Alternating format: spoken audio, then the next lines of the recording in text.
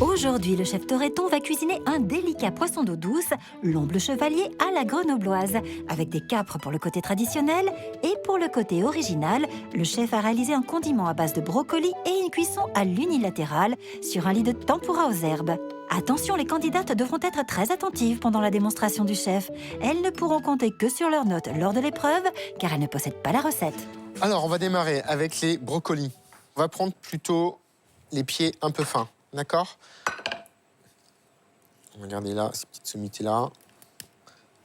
Il en faut 2-3, pas plus. Ça suffit largement. Donc, on a 2 pieds. Et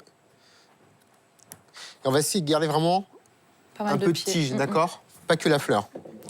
Ensuite, on va couper les sommités totales.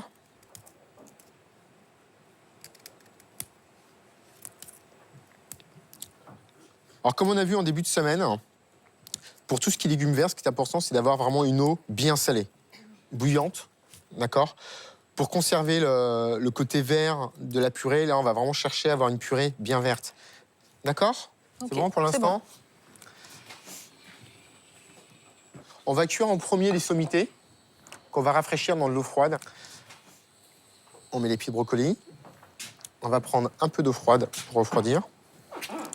Alors, s'il y a des quantités plus importantes de brocoli, si vous faites un jour une salade de brocoli sur les mêmes bases, mais prenez de l'eau glacée. Là, sur la quantité, on n'a pas grand-chose, donc ça va... Oh, ça suffit. Ça suffit, oui. OK. Donc là, on le voit comment? On laisse 2 minutes, c'est pour... Oui, c'est d'avoir un légume vraiment, vraiment craquant, d'accord? D'accord. On est sur une mixité entre la purée, le cru et l'entre-deux. En général, si j'achète du brocoli, c'est pour le mettre dans des soupes de légumes. Mais je ne l'ai jamais cuisiné seul. Donc, je vais retenir la petite leçon du jour et peut-être refaire la même chose à la maison pour les enfants. J'insiste vraiment là-dessus et à chaque fois, mieux vaut assaisonner l'eau dès le départ que d'assaisonner après. D'accord. D'accord. Sur la purée, là, par contre, sur le brocoli, on va vraiment aller chercher une vraie grosse cuisson, de manière à pouvoir mixer facilement et rapidement. Avec le chef Toretton, rien ne se perd. Il utilise même les pieds des brocolis que l'on jette en général pour faire une salade.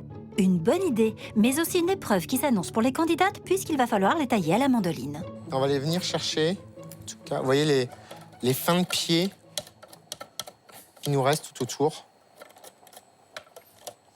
Alors prenez pas de risque, vous voyez, je prends vraiment loin, même moi, pour pas vous couper.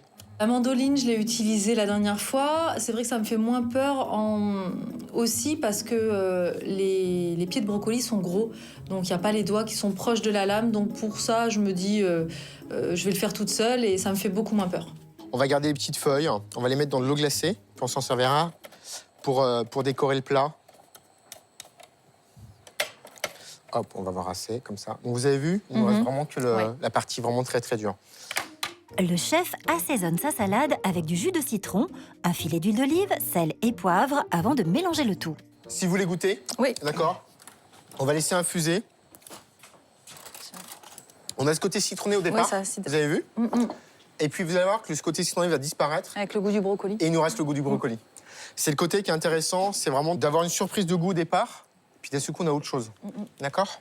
Ça vous plaît les filles? Oui, ça va, c'est léger. Après la mandoline, nouveau geste technique pour cette recette. Le chef prélève les suprêmes d'un citron. Attention, astuce. Alors il y a 2 techniques.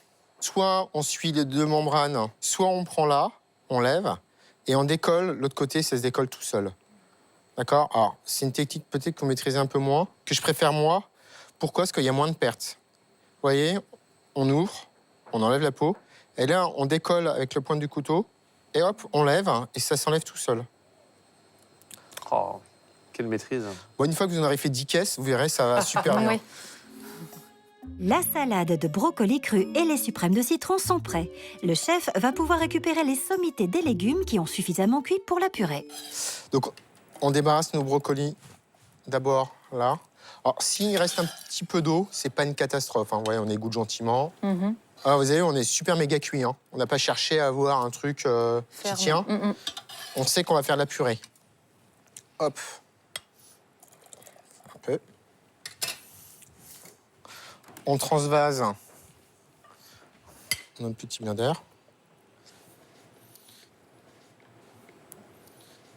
Bon, je prends ça. On met directement le beurre dedans. Généreux. Avec le beurre, tout est meilleur.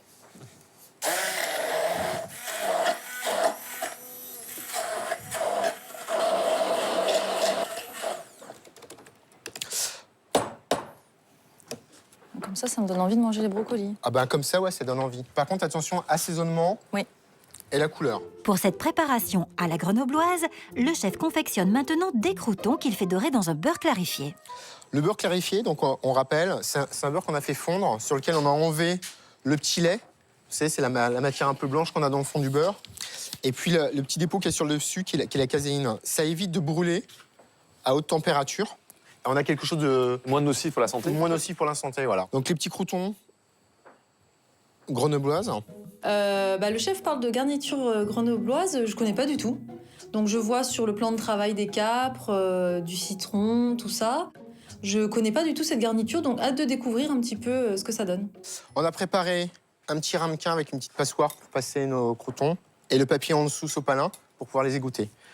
On n'oublie pas qu'aussitôt que c'est frit, on assaisonne avec un peu de sel. D'accord? On va attendre 2 minutes.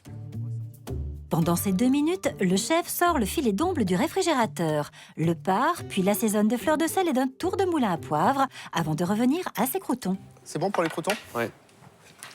Super.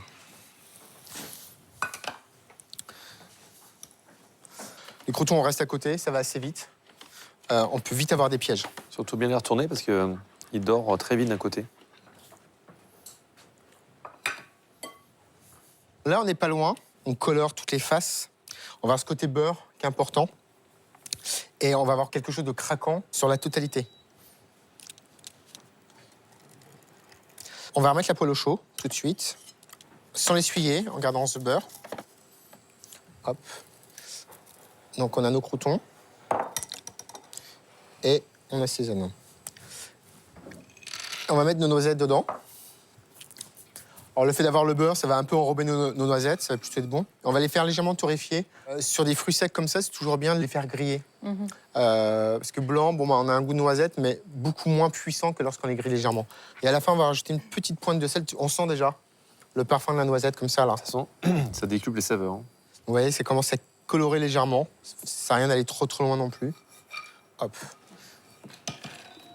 Après les croûtons bien dorés et les noisettes délicatement torréfiées, le chef s'attaque maintenant à la pâte façon tempura pour une cuisson très particulière du poisson.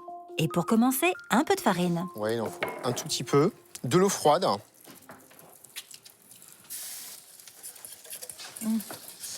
vous avez vu la texture, c'est un peu comme une pâte à crêpes. Ok. D'accord? C'est une farine classique? C'est une farine à tempura. C'est une farine à tempura. D'accord? Ça s'achète dans le commerce sans aucun problème maintenant. On va verser cette farine dans une assiette. Dans une autre assiette à côté, on va mettre un petit mélange de feuilles d'herbe. Alors, on a du persil plat, on a de l'aneth, de l'estragon et du cerfeuil. Le chef utilise beaucoup d'herbes. Il y a des herbes que j'aime beaucoup, comme l'estragon.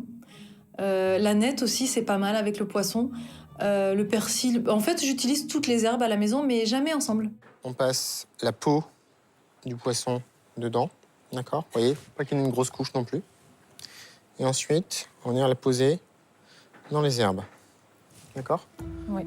Le chef fait ensuite chauffer un peu d'huile d'olive dans une poêle, dans laquelle il n'y a plus qu'à déposer le filet de poisson côté tempura. Donc nos herbes sont sur le poisson. Et on va venir mettre directement dans la poêle. D'accord? Oui. Dans la poêle, c'est de l'huile d'olive? C'est de l'huile d'olive, oui. Donc c'est un poisson qui cuit quand même assez vite. Attention à la coloration. Le but, c'est d'avoir la pâte à tempura croustillante, les herbes qui restent quand même un petit peu vertes, et le poisson qui va finir de cuire gentiment. D'accord? Pendant que le poisson cuit doucement, le chef commence le dressage. 2-3 noisettes, quelques brins d'herbe qu'on retrouve dans notre poisson. Alors, vous voyez, je mets vraiment des beaux morceaux d'herbe. Lorsqu'on arrive dessus, clac, on sait sent bien. réellement de quoi on parle. Un de chaque, quoi. Enfin, on met un peu de tout. Hop.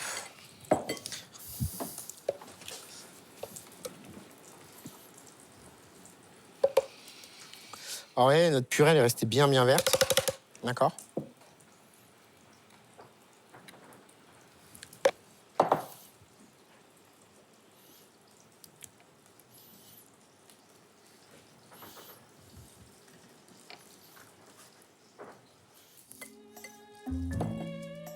Et pendant qu'il termine la cuisson du poisson, le chef ajoute dans la poêle 3 petites têtes de brocoli qu'il avait réservées et les fait revenir rapidement.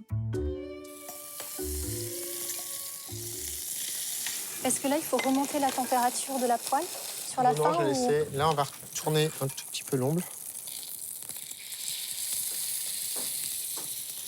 On le retourne Tu quand sens même pour le le- saisir. L'herbe.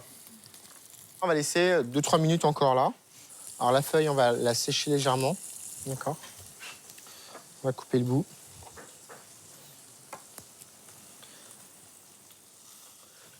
On rajoute 2 petites capres.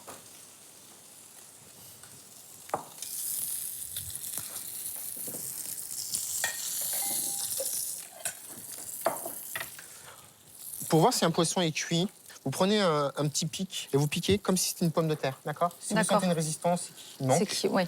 si ça rentre avec une légère résistance, vous pouvez enlever et la température du poisson va finir de cuire, d'accord? D'accord. Ce qui est intéressant, c'est d'avoir un poisson pas cru encore à cuire, mais presque. Mhm. Moi, j'aime bien comme ça, d'accord?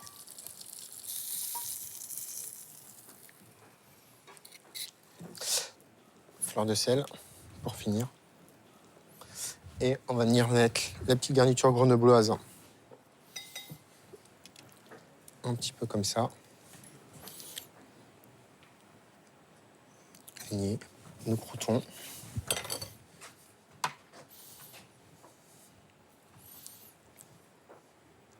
Pas mal de technique, hein, mine de rien, dans ce plat. Ouais, il y a un petit peu de travail. Et après, voilà, on va finir avec un tout petit filet d'huile d'olive. Un petit peu qui va traverser comme ça, là. Et voilà. Faut rien oublier. Hein. Ça vous plaît, les filles? On Oui. voulait Non, que le chef super. y redresse. Non, c'est bien. joli. À la fin de la démonstration, je me sens bien. Il n'y a pas de technique particulière dans la recette, mais il y a beaucoup de techniques sur le dressage. Je vais devoir être vraiment très organisée parce qu'en fait, il rassemble d'un coup tous ces éléments, mais il les ordonne de façon pas symétrique, mais en tout cas, c'est très équilibré. Donc attention, coloration brocoli, cuisson du poisson, pas trop, assaisonnement, et puis voilà. Super. Et on retrouve bien évidemment cette recette sur france2.fr. Les filles, c'est à vous de jouer. Bon courage. Bon courage. Merci.